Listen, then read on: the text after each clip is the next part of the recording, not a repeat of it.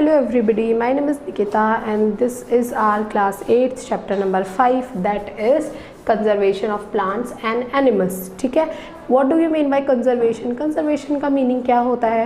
Do you know the meaning of conservation? Conservation means होता है protect करके रखना, conserve करके रखना, संभाल के रखना, ठीक है, for the further use. ठीक है, इसको बोलते हैं कंजर्व करना, कंजर्वेशन प्रोसेस बोलते हैं. किस किस चीज़ का कंजर्वेशन कर सकते हैं हम लोग? हमारे एनवायरनमेंट का कंजर्वेशन कर सकते हैं, हमारे जैसे प्लांट्स हो गया, एनिमल्स हो गया, उन सबको कंजर्व करके रख सकते हैं. ठीक है, अब आता है डिफॉरेस्ट्रेशन. इसका फर्स्ट टॉपिक है चैप्टर का, दैट इज़ डिफॉरेस्ट्रेशन. डिफॉरेस्ट्रेशन क्या होता है? फॉरेस्ट्रेशन मतलब फॉरेस्ट को क्या कर देना, बिल्कुल ख़त्म कर देना, रिड्यूस कर देना फॉरेस्ट का अमाउंट, उस प्रोसेस को डिफॉरेस्ट्रेशन बोलते हैं. It is the process of cutting down और clearing large areas of forest which leads to the loss of trees and vegetation. क्या कर देना? ट्रीज़ को, फॉरेस्ट को क्या करना? कट डाउन कर देना, बिल्कुल काट देना. Clearing the large areas of forest मतलब बहुत लार्ज एरिया, मतलब बहुत बड़े एरिया को क्या कर देना, बिल्कुल क्लियर कर देना. Which leads to the loss of trees and vegetation. Trees तो लॉस होंगे ही होंगे क्योंकि फॉरेस्ट को कट कर रहे हैं, तो हम लोग क्या कर रहे हैं, ट्रीज़ का अमाउंट ही तो हम कम कर रहे हैं, और वेजिटेशन को भी क्या कर देना, लॉस करवा देना. वेजिटेशन क्या होता है? वेजिटेशन मतलब जितने भी एनिमल्स हैं जो ट्रीज़ के आसपास रहते हैं, लाइक बर्ड्स वगैरह हो गए, कुछ छोटे मोटे एनिमल्स हो गए जो ट्रीज़ के सराउंड में रहते हैं, उनको भी क्या कर देना, उनका भी लॉस करवा देना, बिल्कुल कमी करवा देना. ओके, अब क्या कॉजेज़ हो सकते हैं डिफॉरेस्ट्रेशन के? क्या कॉजेज़ हो सकते हैं? Forest are clears to make land available for the farming and growing crops. Forest क्या कर देते हैं? क्लियर कर देते हैं वो एरिया को, मतलब वो प्रॉपर जो फॉरेस्ट का एरिया होता है उसको क्लियर कर देते हैं. क्यों क्लियर करते हैं? For the farming and growing crops. ठीक है, फार्म करने के लिए, मतलब खेती वगैरह करने के लिए, क्रॉप्स को ग्रो करने के लिए हम क्या करते हैं, फॉरेस्ट को क्लियर करते रहते हैं, काटते रहते हैं. ठीक है, trees are cut down to produce furniture. भाई ट्रीज़ को मैं काटूंगी, उससे मैं फर्नीचर बना सकती हूँ, टेबल्स वगैरह का फॉर्मेशन कर सकती हूँ, मतलब वुड के जितने भी प्रोडक्ट हैं वो मैं क्या कर सकती हूँ, बना सकती हूँ. थर्ड है अर्बनाइजेशन. अर्बनाइजेशन का मीन्स क्या होता है?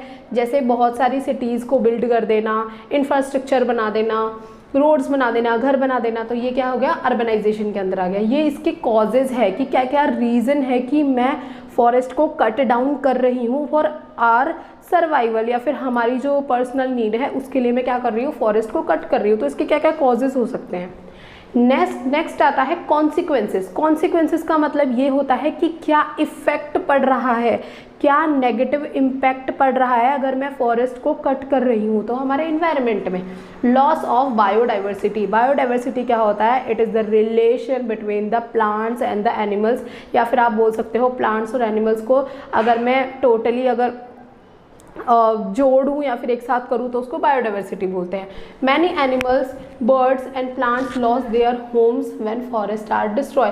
बहुत सारे एनिमल्स हैं, मैंने बोला ना, जैसे बर्ड्स हो गए और छोटे मोटे एनिमल्स हो गए जो फॉरेस्ट के सराउंड में रहते हैं, बर्ड्स हो गए, प्लांट्स हो गए, ये क्या कर देते हैं, इनके होम्स जो होते हैं या फिर फॉरेस्ट जो होता है वो क्या हो जाता है, लॉस हो जाता है. अगर मैं किसी फॉरेस्ट में गई, मैंने वहाँ से मान लो 50 या 100 पेड़ काट दिए, तो वहाँ पे जितना भी वेजिटेशन था, वहाँ पे जो भी ग्रोथ थी प्लांट की, सब खत्म हो गई. वो एरिया क्या हो गया, बिल्कुल क्लियर हो गया, बिल्कुल साफ हो गया. ठीक है, अब सॉइल इरोजन. सॉइल इरोजन का when trees are cut the top layer of soil get washed away. When trees, ऐसे लिखना, when trees are cut down,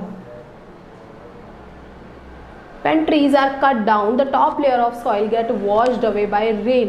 अगर मैं ट्रीज़ को क्या कर दूंगी, काट दूंगी, मान लो मैंने ट्रीज़ को काट दिया, तो ऊपर की जो सॉइल की जो लेयर होती है वो क्या हो जाएगी, रिलीज़ हो जाएगी. जब बारिश आएगी तो वो देखो ट्रीज़ की जो रूट्स होती है वो क्या करती है, सॉइल को बिल्कुल जकड़ के रखती है. ठीक है, पकड़ के रखती है सॉइल को कि वो क्या नहीं हो सके, वॉश अवे नहीं हो सके. समझ आ रहा है आप लोगों को?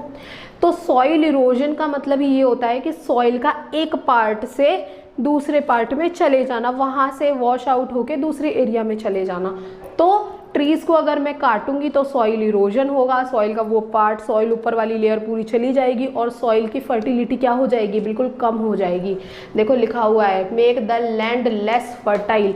लैंड लेस फर्टाइल का मीन ये होता है, फर्टिलिटी क्या होता है, फर्टिलिटी मतलब वो कैपेसिटी सॉइल की जो क्या कर सकती है, प्लांट को ग्रो करवा सकती है, तो वो कैपेसिटी ही खत्म हो जाएगी बेटा। जो ऊपर की सॉइल की लेयर ही निकल जाएगी, क्योंकि उसमें न्यूट्रिएंट्स वगैरह होते हैं, तो वो क्या हो जाएगी, सॉइल फर्टाइल नहीं रहेगी, सॉइल क्रॉप्स को ग्रो नहीं करवा पाएगी। ठीक है, तो ये क्या है, बहुत सारे नेगेटिव इम्पैक्ट डालते हैं ट्रीज जब हम ट्रीज को कट डाउन कर देते हैं। So our third consequence is climate change. कैसे ट्रीज को अगर हम कट डाउन करेंगे तो वो क्लाइमेट पे कैसे नेगेटिव इम्पैक्ट डालेगा, ठीक है, क्लाइमेट को कैसे चेंज कर देगा। तो trees absorb CO2, as we all know, हम बचपन से पढ़ते हुए आ रहे हैं, ट्रीज क्या कर रहे हैं, CO2 को एब्जॉर्ब करते हैं, ऑक्सीजन को रिलीज आउट कर देते हैं एनवायरनमेंट में। When forest are cut down more green house gases stay in the atmosphere. अगर मैं फॉरेस्ट को क्या कर दूंगी, कट कर दूंगी, तो ग्रीन हाउस गैसेज जो हैं वो इन्वायरमेंट में ही रह जाएंगी। अब ग्रीन हाउस गैसेज कौन कौन सी होती है, लाइक CO2 हो गया, मीथेन हो गया, ये हमारे लिए क्या है, हार्मफुल है, हम इनको एब्जॉर्ब नहीं कर सकते, बट ट्रीज करते हैं इनको एब्जॉर्ब। CO2 को तो एब्जॉर्ब करता है ना ट्रीज। तो अगर मैंने ट्रीज को ही काट दिया तो ये ग्रीन हाउस कहाँ रह जाएगी, एनवायरनमेंट में, एटमॉस्फेयर में रह जाएंगी। और ये गैसेस क्या है, बहुत ज़्यादा हार्मफुल है एनवायरनमेंट के लिए भी। तो ये क्या कर देंगे, ग्लोबल वार्मिंग कॉज करवा देंगी। ग्लोबल वार्मिंग क्या होता है, ग्लोबल वार्मिंग ये होता है, it is the sudden increase in temperature. Temperature का एकदम से बहुत ज़्यादा हाई हो जाना, इंक्रीज हो जाना, इसको ग्लोबल वार्मिंग बोलते हैं। ठीक है, फोर्थ पॉइंट है disruption in water cycle. Water cycle पे कैसा नेगेटिव इम्पैक्ट डाल सकते हैं अगर ट्रीज को कट कर देंगे तो। ठीक है, तो forest help in maintaining rainfall, cutting them down can lead to the less rain and drought. ठीक है, अब वाटर को या फिर फॉरेस्ट को अगर मैं क्या करूँगी, कट कर दूंगी, तो ये क्या करवा सकते हैं, रेनफॉल को कम करवा सकते हैं, बारिश वगैरह नहीं हो पाएगी। कैसे नहीं हो पाएगी, जो फॉरेस्ट होते हैं, ट्रीज होते हैं, वो क्या करवाते हैं, ह्यूमिडिटी कॉज करवाते हैं।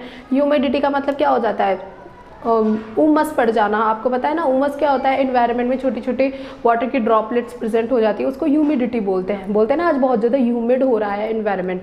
तो वो जो वाटर एनवायरनमेंट में गया है, वो जो ह्यूमिडिटी कॉज हो रही है, उसकी वजह से ही क्या होगा, इवेपोरेशन होगा, इवेपोरेशन से कंडेंसेशन होगा, देन रेनफॉल आ जाएगी। दूसरा क्या तरीका है, ट्रीज क्या करते हैं, ट्रांसपिरेशन की प्रोसेस को कंडक्ट करवाते हैं। ट्रांसपिरेशन क्या होता है, लीव्स के थ्रू छोटे छोटे ड्रॉप्स के अमाउंट में वाटर बाहर निकल जाता है, इस प्रोसेस को ट्रांसपिरेशन बोलते हैं। तो ट्रांसपिरेशन जब होता है तो भी वाटर बाहर निकल रहा है, फिर वो क्या करेगा, क्लाउड्स का फॉर्मेशन होगा इवेपोरेशन के थ्रू, फिर क्लाउड्स बनने के बाद रेनफॉल हो जाएगा। तो ऐसे प्लांट हेल्प कर रहे हैं हमारे पास रेनफॉल करवाने में। अगर प्लांट को ही हटा दिया तो रेनफॉल ही नहीं हो पाएगा, और क्या पड़ जाएगा, ड्रॉट पड़ जाएगी। ड्रॉट मतलब सूखा पड़ जाना, एनवायरनमेंट जो लैंड है वो बिल्कुल सूखा हो जाएगा। अब है लॉस ऑफ लाइवलीहुड, मतलब जहाँ पे हम रह रहे हैं वो क्या करेगा, many people depends on the forest for food, shelter and income. बहुत सारे ऐसे ह्यूमंस हैं, हम लोग खुद भी हैं, ये कि हम किस पे डिपेंड रहते हैं, फॉरेस्ट पे डिपेंड रहते हैं, क्योंकि फॉरेस्ट हमको बहुत सारी चीज़ें देता है, जैसे फूड देता है, शेल्टर देता है, और इनकम का भी पर्पज़ है। ठीक है, लास्ट पॉइंट है एयर पॉल्यूशन। भाई एयर पॉल्यूशन तो करवाएगा ही करवाएगा। अगर एयर पॉल्यूशन कैसे करवा सकता है, अगर मैंने फॉरेस्ट को ही हटा दिया तो CO2 क्या है, बहुत ज़्यादा इंक्रीज हो जाएगी, तो वो क्या कर सकती है, एयर को पॉल्यूशन कर सकती है। तो trees clean the air by absorbing harmful gases. Trees क्या करेगी, अब जो अपनी व्हीकल्स वगैरह होती है उससे भी जितना भी अमाउंट में हार्मफुल गैसेज वगैरह निकलती है, जैसे मीथेन वगैरह भी निकलती है, तो वो क्या करते हैं, ट्रीज उनको एब्जॉर्ब कर लेते हैं और हमारे लिए एनवायरनमेंट को क्या कर देते हैं, क्लीन कर देते हैं। बट अगर ट्रीज ही नहीं रहेंगे तो एयर कैसी हो जाएगी, बिल्कुल पॉल्यूट हो जाएगी, खराब हो जाएगी। So this was all about the deforestation part.